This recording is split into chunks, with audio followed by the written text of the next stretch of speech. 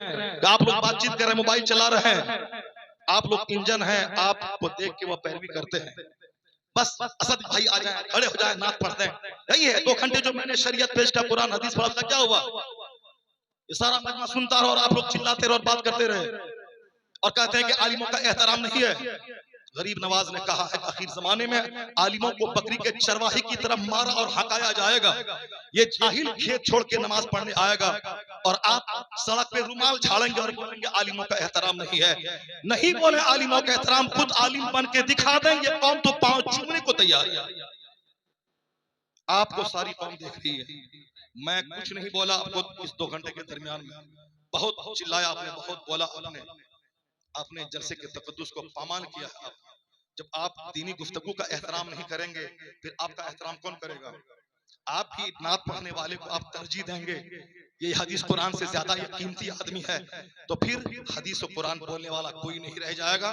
फिर वही झाल बजाने वाला सब रहेगा। सब लोगों बोलेंगे कि जब गाना ही नात ही सुनना है तो नात बगैर कव्वाली के, बगैर मजामिर के क्यों सुने? वो मजामिर लाएगा और आपको भगा देगा। कव्वाली यहाँ होगी, कुछ दिन के बाद कव्वाली हटा दी जाएगी और बंबई से नाचने वाली लड़की आएगी, बोलेगा कव्वाली मजा नहीं रहा, लड़की आएगी तब। इसीलिए उन दिनों से रोकने के लिए नात खानी 10% हो, 90% कुरान हदीस की बात होनी चाहिए। और तुमसे भी मैं कहता हूं कि सिर्फ नात सुन के अगर तुम भाग गया तो फिर तो ये काफिर तुम्हें मारेंगे, काटेंगे, नोचेंगे, तुम्हारी लाशों को गिराएंगे। यही इस्लाम सिखाता है कि गाना गाएं। अगर तुम नात सुनने के बाद भागेगा, नात सुनना जरूरी नहीं है, कुरान सुनना जरूरी है, हदीस सुनना जरूरी है, बुजुर्गों की बात सुनना जरूरी है। और जो जरूरी है उसको बोलेगा जल्दी से खत्म करें, जल्दी से भाई को लाएं, जल्दी से नात सुने, फिर तो वो होगा। यहाँ तकरीर नहीं होगी, बंबई से रंडी आएगी और नाचेगी, वो काम हो जाएगा। इसलिए पर वक्त उसको रोकना होगा, बंद करना होगा। पीलीभीत इलाके में यहाँ उर्स की मजलिस में शेख चिल्ली आया और वो तबला बजा के सिर्फ लतीफा सुना के हंसाता रहा। मैंने कहा इसके जिम्मेदार वो कॉमेडी बोलने वाला मौलवी है। जब तुम कॉमेडी बोलेगा तो पब्लिक तो बोलेगी तुझसे अच्छी कॉमेडी तो शेख चिल्ली करता है, इसीलिए शेख चिल्ली को बुलाया।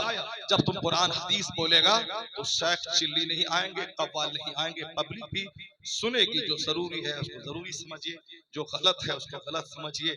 अल्लाह ताला जलसों पढ़ूंगा और जो शैतानी ख्वाहिशात दिल में आती है सबको पांव के नीचे दफन करूंगा। जो अल्लाह हमें 24 घंटे खाने पीने सोने के लिए दिया है, मैं उस रब को फजर में, जोहर में, असर में, मगरिब में, इशा में सजदा करूंगा। अगर तुम रात भर 8 घंटे सोने के बाद 10 मिनट तुमने फजर की पढ़ी तो अल्लाह के रसूल फरमाते हैं कयामत के दिन अर्श इलाही के अलावा कोई साया ना होगा।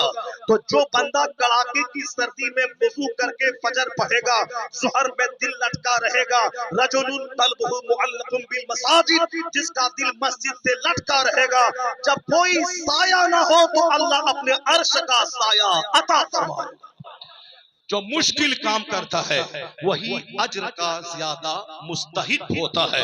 जब दुनिया का सारा काम कड़ाके की सर्दी और बरसात में हो रहा है तो आखिरत का काम भी सर्दी, गर्मी और बरसात में होना चाहिए।